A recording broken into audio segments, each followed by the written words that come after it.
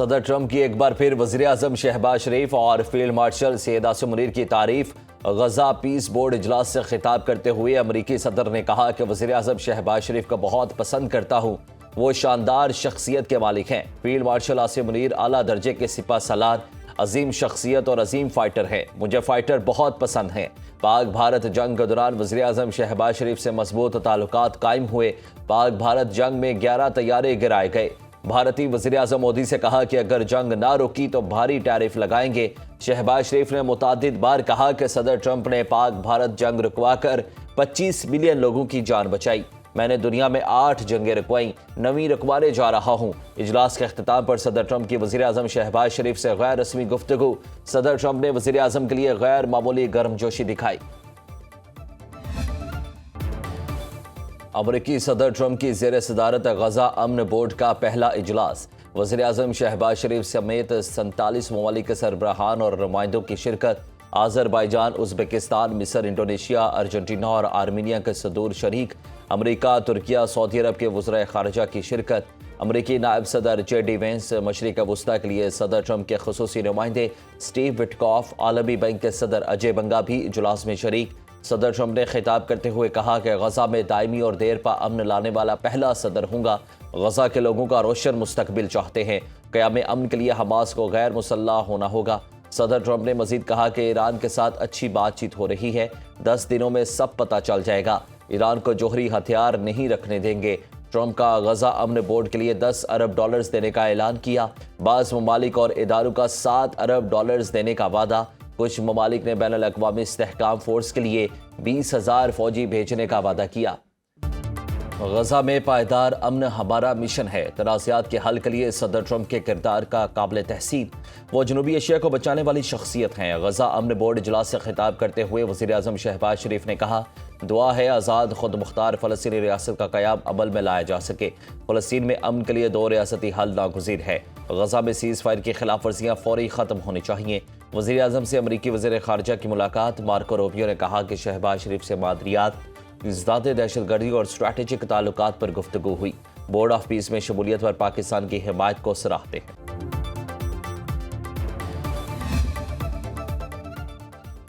پاکستان عالمی سطح پر ایک اہم ملک کے طور پر سامنے آیا۔ بورڈ آف پیس میں پاکستان کو بڑی پذیرائی ملی۔ وزیر اطلاعات عطا طاہر نے کہا کہ فخر کی بات ہے کہ امریکی صدر نے وزیر اعظم اور فیلڈ مارشل کی تعریف کی۔ وزیر اعظم جہاں بھی جاتے ہیں فلسطین کا مقدمہ لڑتے ہیں۔ سلامتی کونسل کی قراردادوں کے مطابق فلسطینیوں کو حق خود ارادیت ملنا چاہیے۔ فلسطین کی سرزمین پر پہلا حق فلسطینیوں کا ہے۔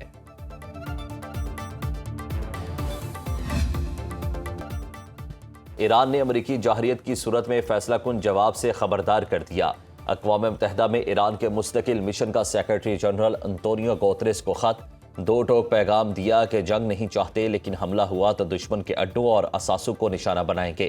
صدر ٹرمپ کے حالیہ بیانات فوجی جارحیت کے حقیقی خطرے کی نشاندہی کرتے ہیں۔ ایران جنگ نہیں چاہتا اور نہ ہی کشیدگی میں اضافہ اس کا مقصد ہے۔ حملہ کیا تو دفاع میں بھرپور اور فیصلہ کن کارروائی کی جائے گی۔ سیکرٹری جنرل سے صورتحال کا نوٹس لینے اور خطے میں بڑھتی کشیدگی کم کرنے کے لیے اپنا کردار ادا کرنے کا مطالبہ۔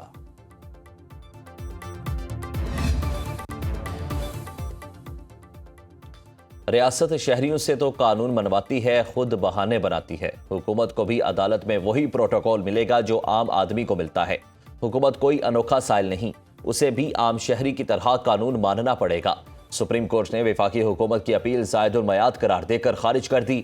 تاخیر معاف کرنے کی حکومتی استدعا بھی مسترد۔ جسٹس عائشہ ملک نے تحریری فیصلہ جاری کر دیا۔ فیصلے میں کہا کہ دفتروں کے اندر رولز یا انتظامی مشکل وقت کی پابندی سے اوپر نہیں ہو سکتے۔ ریاست اپنی نااہلی کا بوجھ عدالت پر نہیں ڈال سکتی۔ بیوروکریسی کی سستی کی سزا دوسرے فریق کو نہیں دی جا سکتی۔ قانون پر عمل درآمد افسران کی سہولت کے تابع نہیں، نظم و ضبط کا پابند ہونا چاہیے۔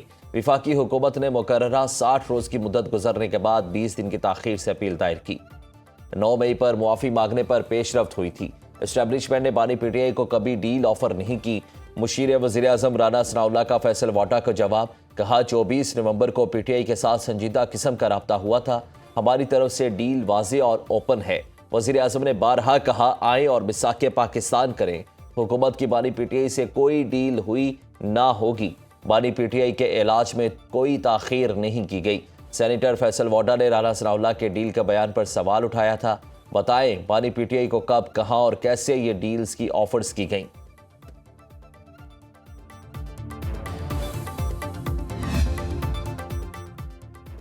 بانی کی آنکھ میں حیرت انگیز بہتری آئی ہے۔ Secretary P T I Salman Akram Raja کا اعتراف، کہتے ہیں کہ ڈاکٹر ندیم قریشی کا نام ڈاکٹر عاصم یوسف سے پوچھ کر ہم نے ہی دیا تھا۔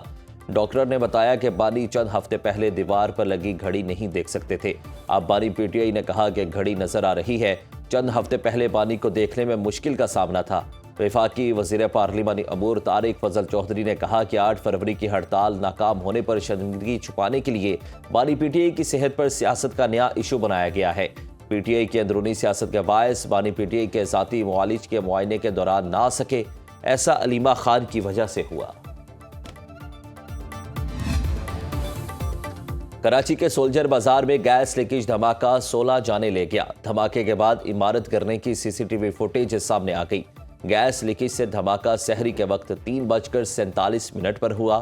ہر طرف گرد و غبار پھیل گیا۔ علاقہ مکینوں کا کہنا ہے کہ عمارت کے رہائشی شاہد نے جیسے ہی ماچس جلائی دھماکہ ہو گیا۔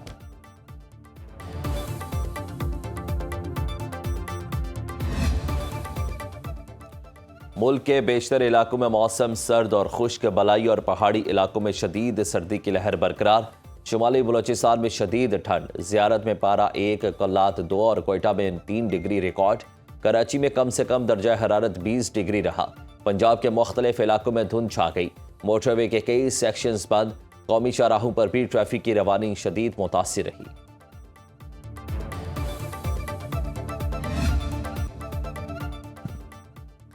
نیو یارک کے روز ویلٹ ہوٹل پر پاک امریکہ تعاون پر مبنی مفاہمتی یادداشت پر دستخط۔ پاکستان اور امریکہ کے درمیان اس ہوٹل کی دیکھ بھال، تجدید اور ترقی کے حوالے سے اسٹریٹجک منصوبے کا آغاز۔